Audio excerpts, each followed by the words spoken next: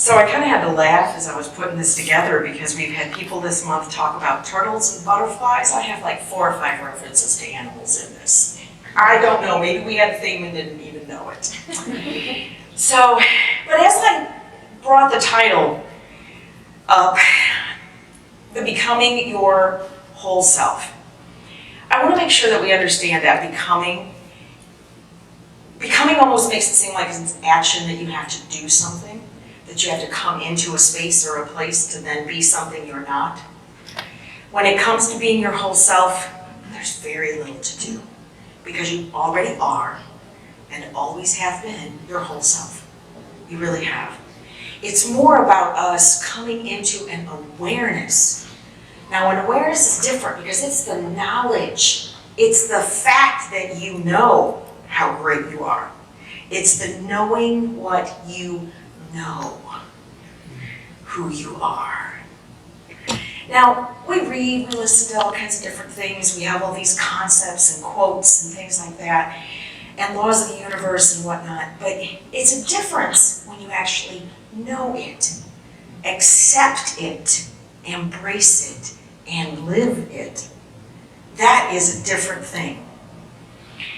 So I hope they don't do this anymore, but once upon a time when they would train elephants to perform in the circus or do some sort of performance, they would take them as very young baby elephants and they would shackle them up to something in a way they knew they couldn't get out of. They would fight, they would try, they would struggle for a while, until finally they just sort of resigned and accepted their constraints. And once they got to that point, they never tested it or questioned it again. You could almost control a grown elephant with a piece of twine because they were already programmed.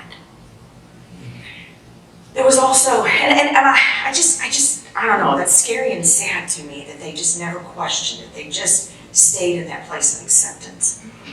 There was also a feline, a large cat that had been in captivity for quite some time, and it was in a small rectangular type enclosure until finally some animal people worked on getting it out and put it out into this reserve.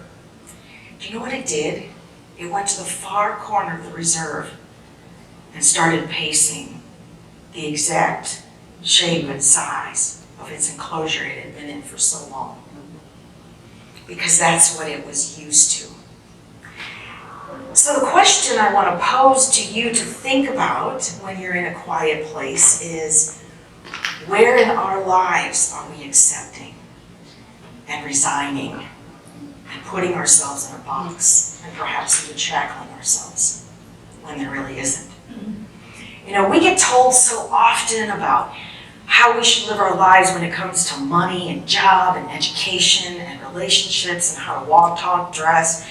You know, as the older I get, I love it that women can't dress this way when they get a certain, I'm like, what? Whatever. But anyway, I want us to really think about how we think.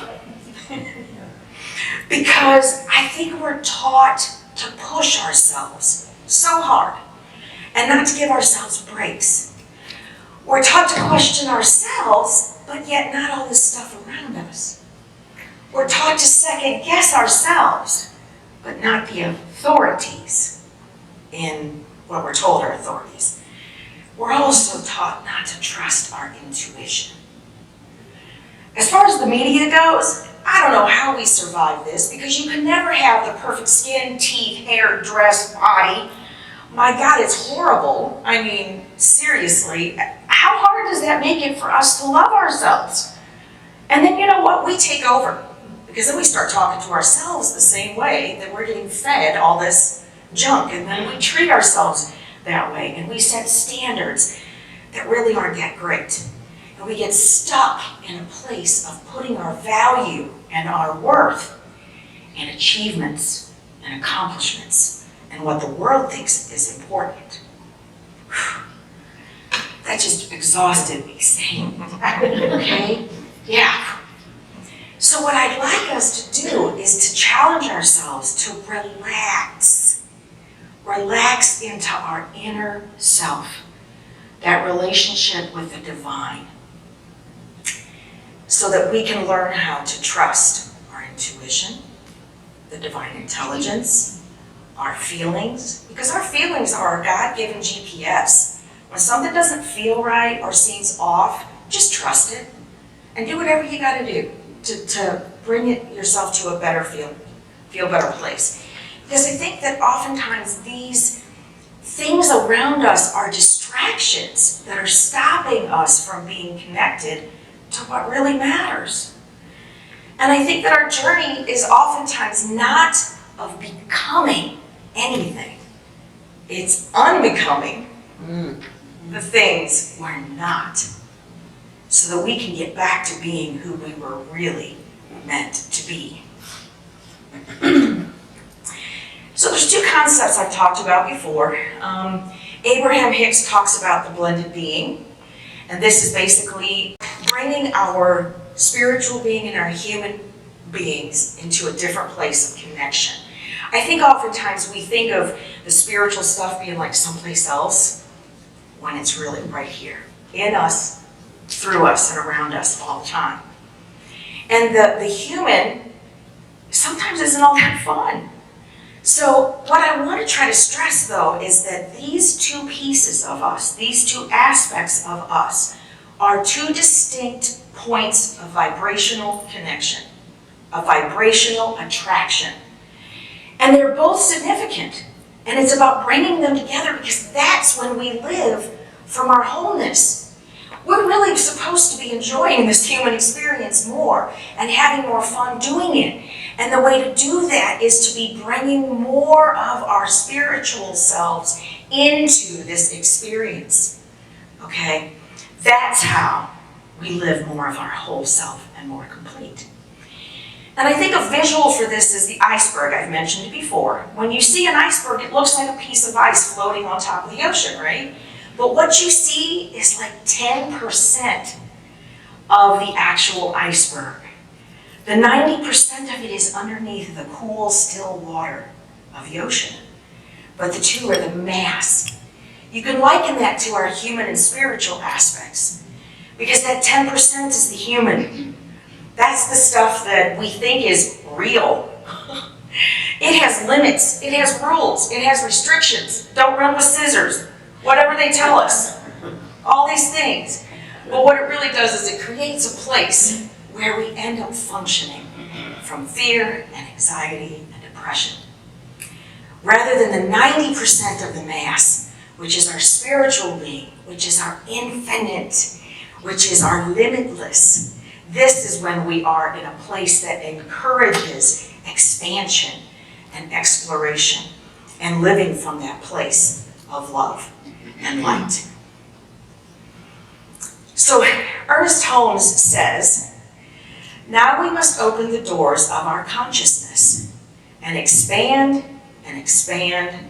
and no longer think in terms of the backyard, but in terms of the infinite universe.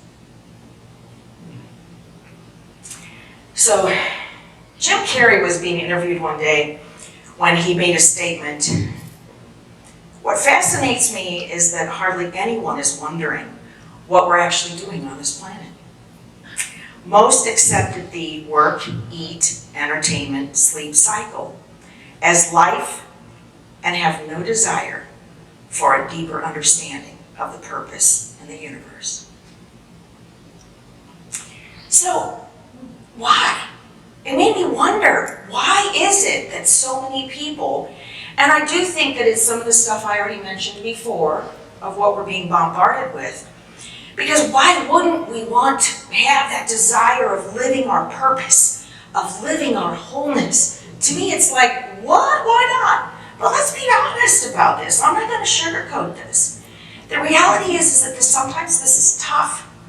Sometimes it's not easy. Yeah.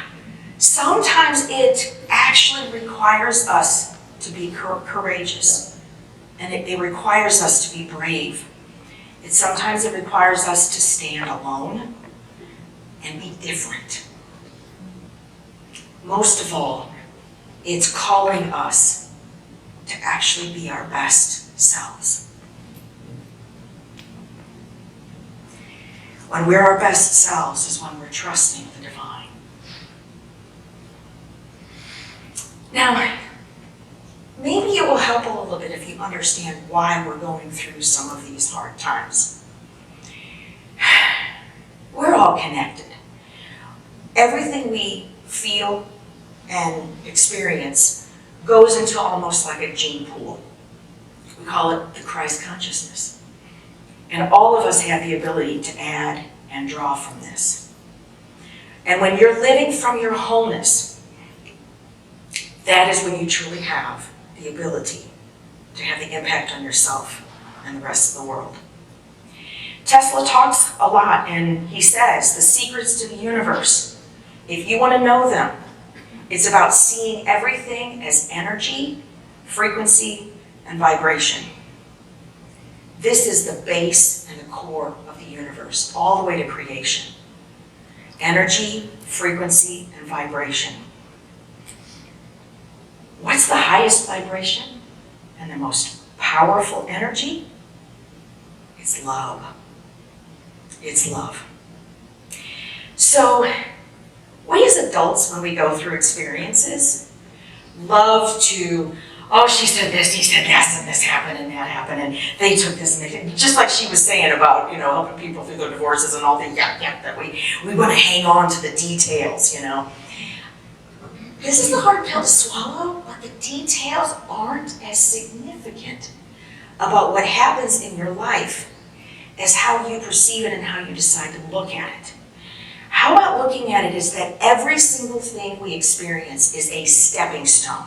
It is a stepping stone towards even greater possibilities, greater options. Because when you look at it that way, it kind of takes your personal stuff out of it, that kind of tangles us up a little bit, and it allows you to see that every situation, if you look at it as just another step, you're always going to be the winner, no matter what. And God loves us as humans. We got to experience everything. How many times have we tried to help our friends not step in the hole that we stepped in, but they still do? How many times have people tried to warn us? I know, and I still dated him. I don't know. I'm telling you, next time, y'all are choosing my man. I'm telling you, educated, successful woman. All right, sidebar. But seriously, we can learn by example. We can learn by teaching each other. And that's really cool, because when you get to a point that you accept who you are, this isn't quite so personal. Everything we're doing is helping other people. It allows you to get to a place of healing that you can take whatever has happened to you and share it with other people and help other people. And this is not necessarily always giving advice. It's the energy, frequency, and vibration as your whole self that you contribute to that Christ consciousness. Another animal reference. You can go home today and tell your friends and family that your minister told you to be a snake. Okay? I know, exactly. I love doing this kind of stuff. Okay, so anyway, I think snakes get a really bad rap. They do. They got their purpose in the world like everything else. But honestly, it is actually a symbol of transformation. They can actually teach us how vital it is to shed whatever is no longer serving us. Snakes actually have to shed their skin or die, okay? And as painful as letting go of whatever it is that restricts us can sometimes be, that's really what allows us to survive and thrive and grow. So if you want to live that meaningful life, it's about relaxing into that whole self so that you can enhance yourself and others and understand that everything you're doing is the welfare of you and all. So there's this farmer that cries corn crops, and he won awards for it all the time. This guy decided to do an article on it and started talking to people in the town and stuff and found some interesting information. So when he got to this guy, he goes, everybody tells me that you give out your prize corn. Why would you give out to everybody else your special corn that you're winning awards on? And he said, let me tell you a little something about corn. When the air and the wind blows, it takes the pollination and it can affect, if it's inferior corn, it's going to degrade the quality of my corn. I was like, whoa. So as hard as it is, whether it's people, places, or things, you have to decide what kind of life it is that you want to live that makes you operate from your whole self. And anything that doesn't fit or enhance that, say no to. Because we want to surround ourselves with people like we are, that want to heal, not harm, that want to create, not destroy, that want to love, not hate. So Ernest Holmes says, hang on, let me back up. And I have another animal reference. So there are fish that if you put them in a smaller aquarium, even though they could grow 12 foot in that aquarium, they will only grow as big as they are allowed to. They are kept small. Guys, we got to get out of our fishbowl so that we can be our whole selves and grow to the greatness that we really are. Because we are the expression of God happening. Our wholeness is about getting out of the bowl, shedding, getting rid of the shackles, getting out of the box. Now, Ernest Holmes says, let's keep this simple and direct. There is one mind, and that mind is God. That mind is our mind now. So remember, you are boundless, infinite, eternal energy. Discovering your purpose, healing your trauma, sharing your love and light with those that resonate. We are eternally connected to all that is power. Don't ever be afraid to step into your greatness. Namaste.